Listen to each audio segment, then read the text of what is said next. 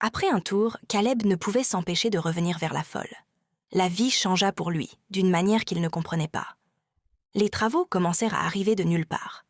Des gens qui l'ignoraient auparavant commencèrent à l'appeler. Au début, il pensa que c'était une erreur.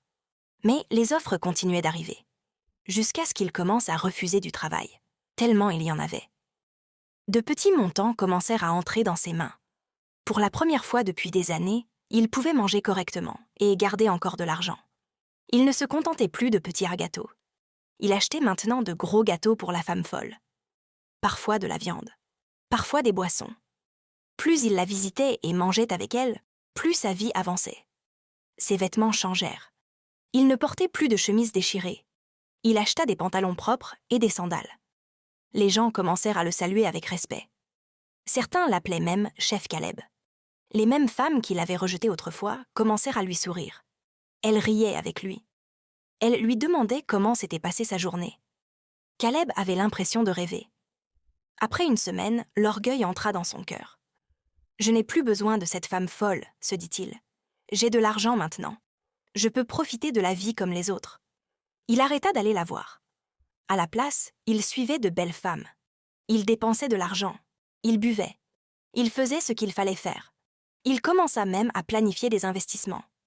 Mais 2 semaines plus tard, tout s'écroula. Caleb tomba gravement malade. Il alla d'un hôpital à un autre. L'argent qu'il avait économisé disparut dans les médicaments et les soins. Avant qu'il ne s'en rende compte, ses poches étaient à nouveau vides. Les travaux cessèrent. Les gens ne l'appelaient plus. Les femmes disparurent. Encore une fois, Caleb était seul. Il restait assis dans sa petite chambre toute la journée, pensant, se posant des questions. Qu'ai-je fait de mal? Pourquoi tout s'est-il arrêté brusquement? Il ne trouvait aucune réponse. Un soir, une pensée le frappa violemment. La femme folle. Sans perdre de temps, Caleb se leva et alla à son endroit avec des bonbons.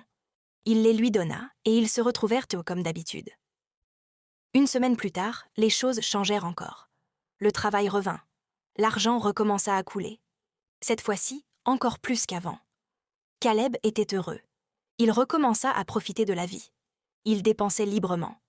Il arrêta de lui rendre visite. Et avant qu'il ne s'en rende compte, l'argent disparut encore. Tout redevint normal. Pas de travail, pas de respect, pas de femme. Un jour, Caleb était assis devant sa maison. Il était silencieux. Il réfléchissait. Il repassait tout dans sa tête. Ce n'est pas une coïncidence, se dit-il. Et si ma richesse était liée à cette femme folle? Il décida de tester. Après quelques jours de visite, l'argent revint. Cette fois, il cessa volontairement de la voir. L'argent disparut encore. C'est là qu'il comprit la vérité. Sa richesse était liée à la femme folle. À partir de ce jour, Caleb se consacra entièrement à elle. Il la visitait souvent. Il lui achetait des cadeaux, des vêtements, et passait plus de temps avec elle. Bientôt, l'argent coula comme la pluie. Les portes s'ouvraient facilement. Tout ce qu'il entreprenait réussissait.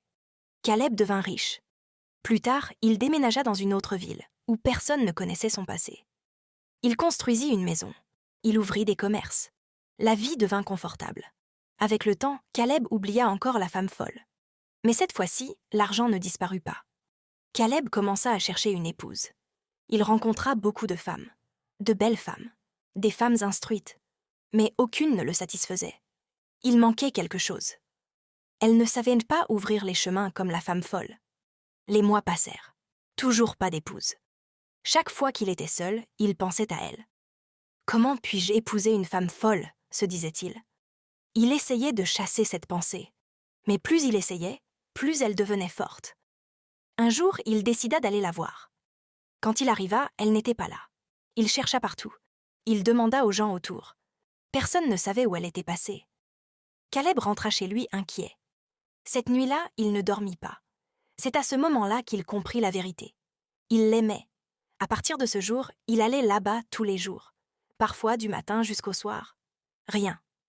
Un jour, il s'assit là et s'endormit. Soudain, quelqu'un tapa sur son épaule. Il ouvrit les yeux. C'était elle. Caleb bondit. Il la serra dans ses bras. Il l'embrassa. « Où étais-tu » demanda-t-il. Soudain, la folie la quitta. Elle retira le plastique attaché autour de son corps. Elle avait l'air confuse. « Où suis-je? Qui êtes-vous » Elle se souvenait maintenant de son nom. Amira. Elle se souvenait de son passé. Caleb était sous le choc. Il lui dit qu'il était son ami. Il l'emmena